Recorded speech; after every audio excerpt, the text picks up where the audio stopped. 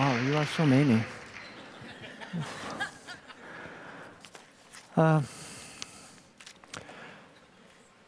I have been working for the International Red Cross for 25 years in Afghanistan.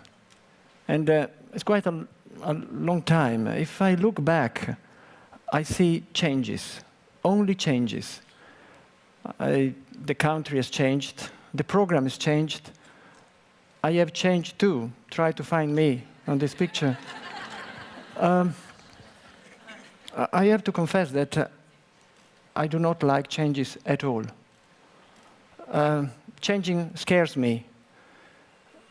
I think it's because I am, well, not a particularly self-confident person, and because I tend to be overcautious, a bit stubborn as well. But so many changes took place that I could not do anything. They took me away, and I became part of them. I arrived in Afghanistan many years ago in 1990. I knew very little of the country at that time, practically nothing. But many people, I'm sure, at that time, very few people were able to find Afghanistan on the map.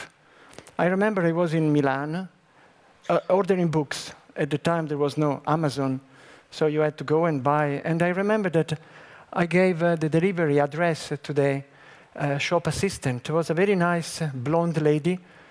She looked a bit bored. And she asked me, Afghanistan, why? And I said, because I work there. She looked at me for an instant, and she closed her eyes and said, you are lucky. I adore Africa. So, well, later, Afghanistan became quite well known, not for peaceful reasons. As I said, I knew very little. I knew that there was a war going on. I knew that the Russians had invaded the country. And the resistance, the Mujahideen, were progressively taking all Afghanistan. And the regime, the pro-communist, the communist regime was going to fall very soon. It fell in 1992 without bringing peace. And then the civil war started, and then horrible things happened. And in 1994, a new group emerged, the Taliban, very mysterious. And they brought back Afghanistan to a kind of middle age. There was a total isolation. Nobody was talking of Afghanistan anymore, till 2001, with September the 11th. Of course, Afghanistan, everybody was talking of Afghanistan again. And a few weeks later, a coalition of international army defeated the Taliban, and the reconstruction of Afghanistan started again. Well, now 15 years have passed, but we know that it was not that successful. The armed opposition is there again. They are doing horrific things are happening in Afghanistan again. So, war, war, war. It seems that that is the destiny of the country. In 1990, when I was sent to Afghanistan, I am a physiotherapist. Well, a kind of recycled physiotherapist. Before I studied the law. And then I realized that physiotherapy, that was my passion, I decided to turn it into my job. So I went to school again, and I became a physiotherapist. And then, after Africa, I was sent to Afghanistan. My job description was very clear. Making artificial limbs for war victims. And the direction was very clear. Only war victims, and only if the situation is calm enough. Physical rehabilitation was not considered a priority for the Red Cross.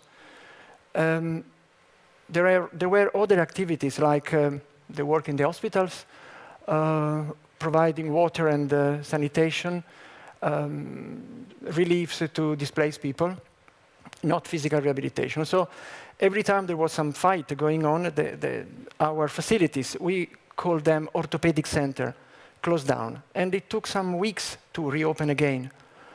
Well, I accepted the rules, and that was my job, and then I just went on. Results were good.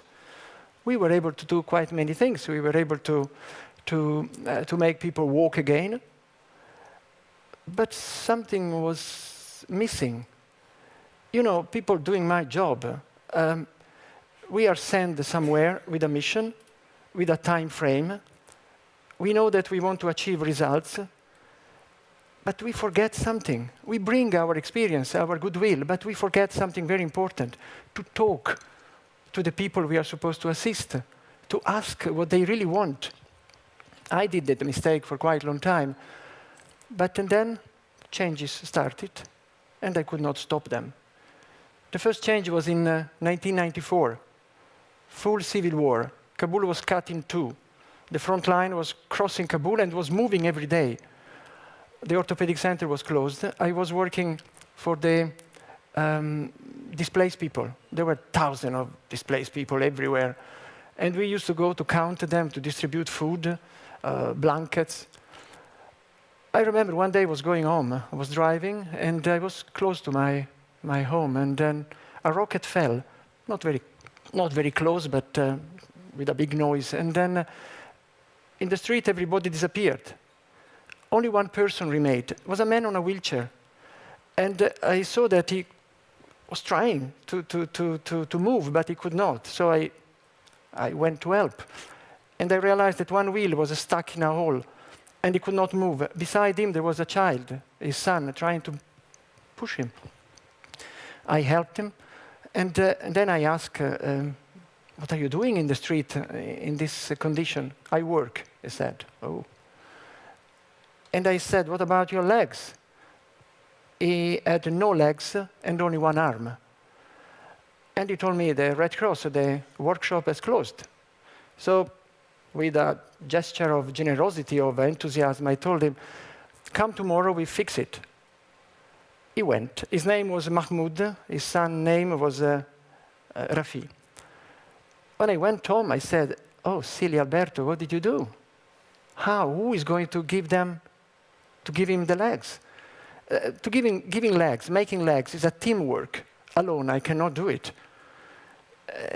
And then I was afraid that maybe the workshop was not working. I mean, the machinery maybe could have been damaged by some rocket. So I decided to go early in the morning to tell him, or to tell the guards of the orthopedic center to inform him that there was a mistake. Sorry. It was early morning. It was February. February in the winter in Kabul is very cold. It's almost 2,000 meters of altitude. He was there already. And he was not alone. There were 20 people like him. And surprise, surprise, there were 10, 15 workers of the workshop there waiting too. What are you doing here? And Najmuddin was there. Najmuddin is my right-hand man. And he told me, we are coming every day to see if the center would open, to see if there is anything we can do. No, we can't stay here, I said. We have to go. This is not our job. Our priority is this and this, not physical rehabilitation. But they put me in a very awkward situation. It's very difficult to say no when people are in front of you asking and they need something. So I accepted to open for a few hours. We did some repair. And what about people like Mahmoud? So we started to do something for new patients as well. I have to confess, and I feel a little ashamed, that when I realized that Mahmoud needed weeks of treatment before getting the legs, I was almost happy. I was sure that he would not accept to come every day. But he said, yes, I will come. So I knew perfectly that I was breaking the rules, because I was not supposed to do what I was doing. But, well, I did not say anything. I did not inform the Red Cross, and we went on. And I hoped that nothing was going to happen. Najmuddin was there, doing all his job, and I was going to pretending to do only the job for displaced people, and I was coming back to see if everything was in order. And very soon I witnessed it, an incredible transformation in Mahmoud. Mahmoud was not a very tall person, and of course without leg he looked even shorter. He was sitting on a wheelchair, it was like folded on himself. He was never looking into my eyes. His eyes were always casted down, even when he was talking to me. The first day, he was fitted with the prosthesis. I remember him in the parallel bars. He looked at me for 1 tiny second. The second day, for 2 seconds. The third day, I think he smiled. And so on. One day I found him cracking some jokes and everybody was laughing. I did not understand what he said, but he was in a good mood. And then I understood. These legs were not just plastic like they were for me. They were pieces of life put back together. Pieces of dignity that he wanted to walk again. He wanted to be alive again. He did not want to be sitting on that bloody wheelchair and pushed around by his son. He wanted his son to go to school. I mean, maybe physical rehabilitation was not a priority for me or for the Red Cross, but it was for him. So, of course, every time, with some delay, I become a strong supporter of a cause. And then, so automatically, I said, now, this is what we have to do. From that day on, we never close again. We sometimes suspended the activity because of the fighting, but we never close again. Physical rehabilitation is a priority. So I was happy of this first change. When another one came, even bigger, it was brought by a lady, the mother of Jawad. I don't know her name. I never asked. In Afghanistan, you don't ask the name of ladies. For me, it's the mother of Jawad, that's all. She brought her son. In Afghanistan, people think that most of the disabled are war victims. It's wrong.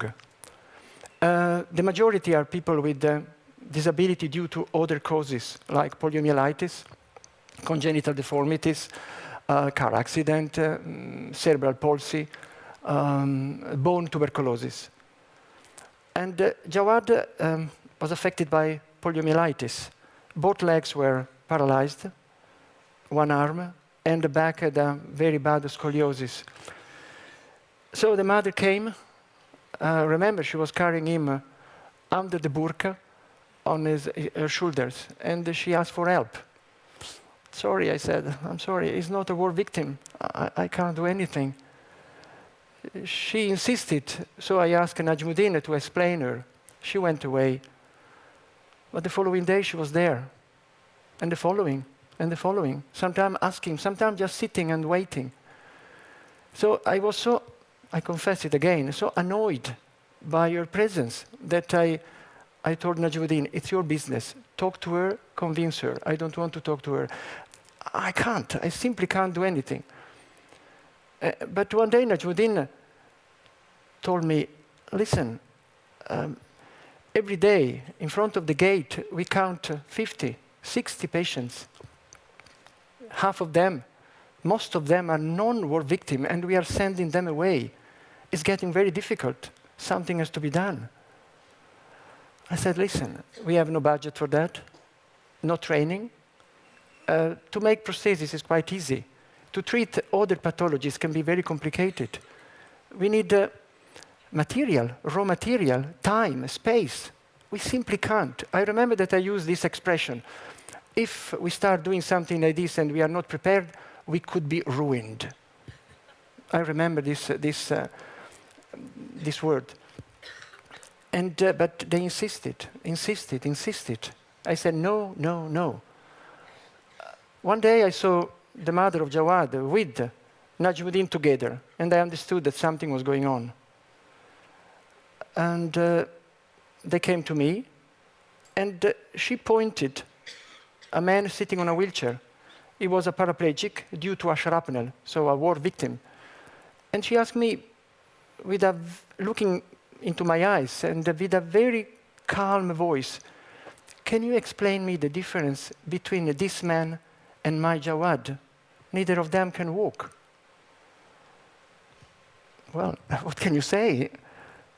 And Najmuddin, instead of helping me, helped her, saying that, listen, you have been in Africa. Yes, so what? Well, you have treated polio. Yeah? Why don't you teach us? We are ready to learn. We can learn very fast. Afghans are very fast in learning. You will see. Early in the morning, late in the evening. We don't mind to work extra hours. Anyway, to make the story short, we admitted Jawad as an exception, as a test case. I knew that the treatment was going to be very long, and I was sure that, very painful as well, I was sure that he would have, one day he would say, no, I don't want it anymore, it's too much. I don't know, I'm sure he went through that, a lot of suffering, but he never cried one single time. His mother was always with him, and I realized that we were going on with our job. We were not ruined at all, so we decided to, little by little, to open to patients like him, to open to people with disability not related to war, and we increased. Now, looking back now, I'm so happy to have done that, to have been forced to do that. Now, the ratio between, among our patients, the ratio between war victims and non-war victims is 1 to 8. You can imagine how many people we would not have helped if the mother of Jawad was not so pushy. And then I was quite happy, calm, said, now no more changes. Well, Mahmoud came back. It was 95, something like that. Situation was still very bad. We were running out of basic material. For instance, feet for prosthesis. We could not find the rubber. The feet, they need a rubber, a kind of shock absorber. We did not know what to do, impossible to import it. So we had to invent solutions. Some Afghan was clever enough to say, I have seen some Russian tanks. They have some part, some rubber, we could use it. So we had to go around begging the Mujahideen to give us pieces of rubber. And Mahmoud came back. He was quite in a good shape. A bit, well, he looked tired, but he was okay. And he came to me and he told me, I need to talk to you alone. Oh my God. So what is going to happen now? So we went to a corner of the physiotherapy department, and he told me, he was old Mahmoud, not looking into my eyes. You have helped me to walk. Thank you very much. Now, please, I don't want to be a beggar anymore. That was the job. I don't want my children to be ashamed of me. Please help me. What can I do? I mean, I was thinking. And then he said a sentence that has marked my life. He said, I am a scrap of a man, but if you help me, I'm ready to do anything, even if I have to crawl on the ground. I was thinking of giving him some money, but I think he read my mind. He said, I want a job. A job? Later, I was talking with Najmuddin. I said, what can we do for him? This man is asking for too much. Without legs, without one arm, illiterate, unskilled. What can we do for him? Oh, Najmuddin said, listen, you remember that we are making these new feet. We need to glue them. We need someone to glue what? With one hand? What can you do, this man? And then it was such a bad moment. I think that all Afghanistan was practically unemployed. Was it the time to start employing unskilled people? But Afghans can be, I'm stubborn, but they can be much more stubborn than me. And they pushed, and Najmuddin said, listen, let's try. We do some modification of his bench. We will help him in some special tools. I refused. They insisted. I refused. They won. And I just put a condition. I said, listen, we can try, but 1 week only. And I accused him. I said, you are cruel, because you know that it's going to fail. Why to create hope? Let's try. 1 week later, Mahmoud was the fastest in the production line. I thought it was a trick, because I said the other people are helping him in order to give him a job. No, the other people were complaining. He was too fast. They had to run after him. Well, Najmuddin was very clear. Mahmoud has something to prove. And I understood. This glue, he was gluing his life. He was putting again together pieces of life. He wanted to be independent. He wanted to be a man again. He wanted dignity. He wanted everything. And I was saying no. So, of course, as usual, I became a very passionate advocate for social reintegration. And we decided to adopt a policy of a positive discrimination. You know, it's very difficult to convince me, but when I'm convinced, I go like a caterpillar, I go. A pity, I should resist a little less, but it's very difficult. So we decided to go for that. Not only physical rehabilitation, but social reintegration through employment, vocational training, microcredit. And I was, again, very happy and convinced that we have reached the goal of our job. No, there was another change coming. Again, the mother of Jawad. Again, when I saw her, I said, "Oh my God, what does she want this time?" She had understood. She had understood that her son, the disability was too severe. He could walk a little, but no more than that. She came to me and she said, "I know that my son, the legs of my son are not good. He will never be able to have a normal life, a normal job. But he has a good brain. He must go to school. He must learn." I said, "Oh, fine, send him to school." And then I discovered that she had gone around all the schools with the Jawad on her shoulders. And she was refused. I mean, the headmasters, the teachers were very kind. They told her, "Listen, we would like to admit her son, but it is already difficult for normal children. You see, there is no accessibility, no toilet. It's impossible." So she said, "Listen, you need a home teacher, but we don't have money. Can you pay for that?" Well, paying was not the point. It was the principle. I told, "Listen, we can't. Education is not really our field. Some other organization can do that." At that time in Kabul, there were very few organizations. It was 1997, Taliban time, a very difficult time for schools. The girls were not allowed to school. Women were, all of them, dismissed. They were not allowed to work. The curriculum in the schools were very much controlled by the Taliban, and then it was quite tough. So I said, I'm sorry, but we cannot help." But she kept coming. And then one day I saw her with Najmuddin. Again, this combination of these two people together. Najmuddin said, "They have found a teacher, is a neighbor, is a jobless teacher, is willing to teach. Please do something."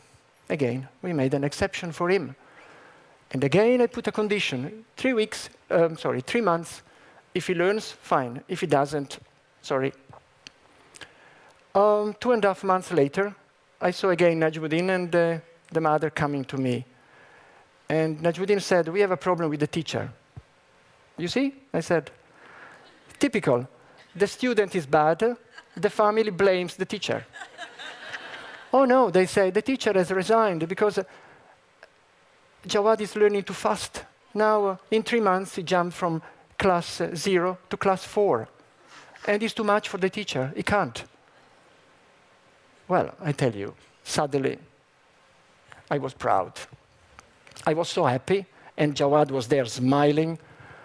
And so we decided to go on. We found a new teacher, and we decided to do similar things for other students like Jawad, even girls. That was totally top secret because of the Taliban, and even the Red Cross did not know that. No, it was too, I was afraid, could have been very difficult, not for me personally, but for the program, so better not to say anything. They paid, but they did not know they were paying for that. So education became part of the social reintegration program. So employment, microcredit, vocational training, and education. Education is a right for everybody. And I'm very happy that I understood with some, and of course, I became a passionate supporter of the cause. By the way, Jawad, he finished the 12th class within 4 years. And then he learned English, computer. When he was 15, he became one of our database operator, part-time. He was supporting the family. In 2002, after the fall of the Taliban, he got a scholarship and he went to America. And he got a master now. So it was quite encouraging.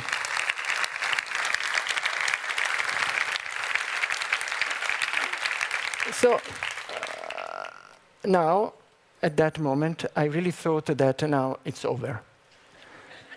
Only physical rehabilitation for war victims only, and then physical rehabilitation for everybody, and then social reintegration. What do you want more? No. They wanted more. Farouk came to me and asked me a simple question. He said, what do you do in your free time? I said, well, I read quite a lot, novel, some sport, music, I rest. And what about you? Well, he said, I watch television, sport in television. For me, that's the only thing. Sport for me, sport for him was just watching other people play. And he told me, he asked me a question it sounded like an order. Why don't you do something for our leisure time? Leisure? In Afghanistan, leisure? So many things are missing. And he was asking for leisure time. But anyway, I wanted to be kind. So disabled people were already playing football and volleyball. Those with minimal disabilities. And so we organized some matches. Farouk was not happy. He said, what about me? I'm a wheelchair user. I can't play. What about, he told me, wheelchair basketball? Oh, I said, look at him, now, sophisticated. And then I told him very honestly, listen, if you want to play wheelchair basketball, you need proper courts with a quite smooth surface. You cannot play on a rough court. You need special wheelchairs. We make wheelchairs, but they are for the daily life. You need special wheelchairs, the one with the wheels, with an angulation, and very light. Sorry, we can't do that. And we need the training. I don't know all the rules. So, sorry, we can't. And anyway, out of curiosity, I searched in internet, and I found out that a sport wheelchair costs around $4,000 US. So I said, sorry, it's finished. We can't. But destiny was against me. It was a kind of conspiration. Suddenly, 3 things happened. From Geneva usually, the headquarters is very slow in innovations. But he was ahead of me, and they said, maybe we should explore some possible way of sport for disabled. Wow. A second, a charity, Motivation is called, a British charity, announced that they had produced wheelchairs, low-cost wheelchairs, sport wheelchairs, and the cost was $300 each, and quite good quality. And a kind of crazy man an American, a wheelchair user, showed up himself in Afghanistan. His name is Jess Marked. He's a wheelchair user himself, is a wheelchair basketball player, good level. And he came and said, if you want, I can train you. What to do? That was a conspiracy.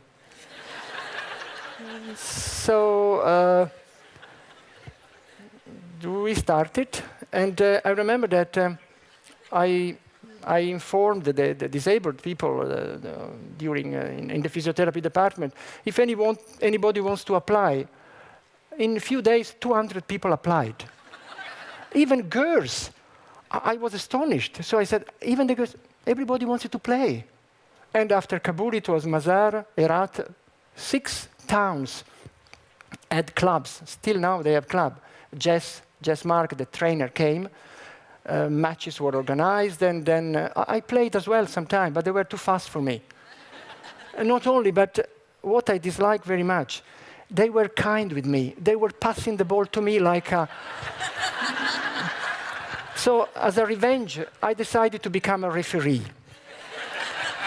And still I am one of the referees now. And things were going well.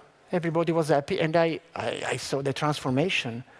Sport is the perfect combination between physical rehabilitation and social reintegration. And it gives fun. In all my life in Afghanistan, physiotherapy is very useful, but it's painful. Prosthesis, at least at the beginning, they are painful too. For the first time, I was going only joy. I was giving only joy. It was fantastic. People were happy. Everybody was happy. But Farouk was not happy. He told me, when are we going to compete for the Paralympic Games?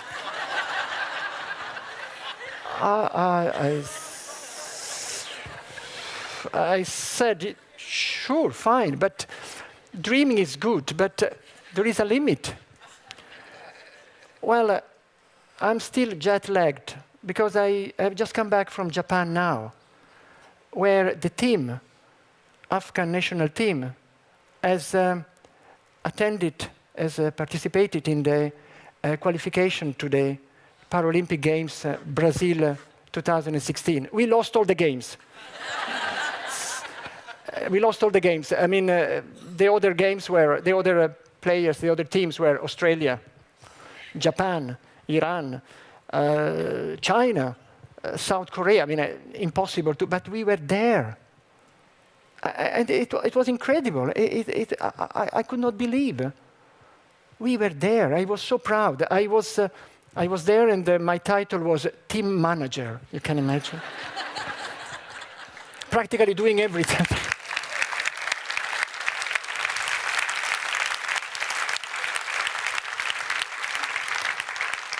My main task was to do the laundry after the matches, but it was good.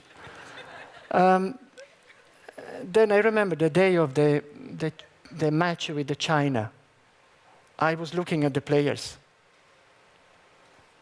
Farouk, he lost his leg when he was 2 years of age. He had a life of humiliation. He had nothing. He was a skinny person. Look at him now. He wears a T-shirt 3 sizes smaller to show all the muscles. Believe me, he was ashamed of his body. Now he has a body. It doesn't matter if the legs are missing. Who cares? But he has a body. He's proud, and I'm proud of him. When he became one of the top players of the Kabul team, he decided to learn to write and read. When Jess told him that he had been selected to go to Japan, he wanted to learn Japanese straight away. I stopped him.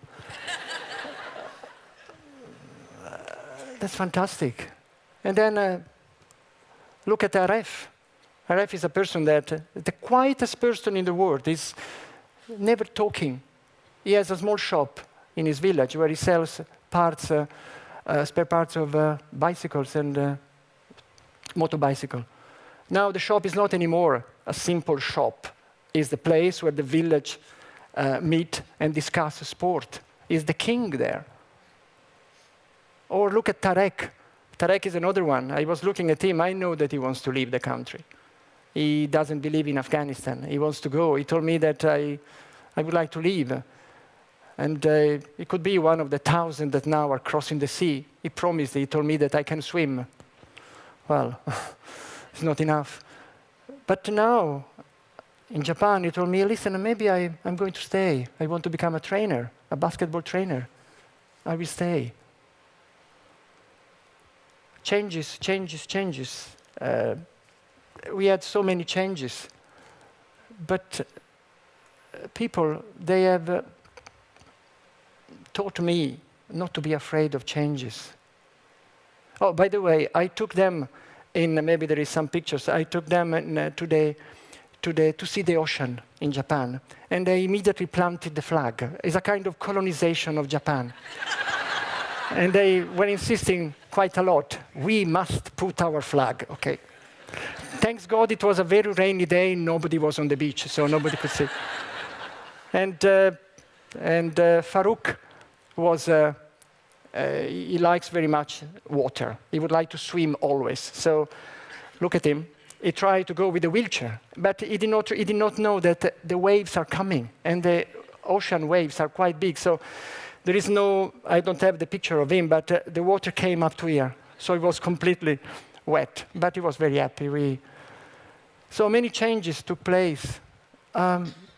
People like Farouk, people like Mahmoud, the mother of Jawad, Jess, Najmuddin, they are agents of change. They taught me not to be afraid. Changes, you have to cherish the changes. They bring new life, new things. And they taught me also that you should not be content with little, with good enough, when you are convinced that you need more.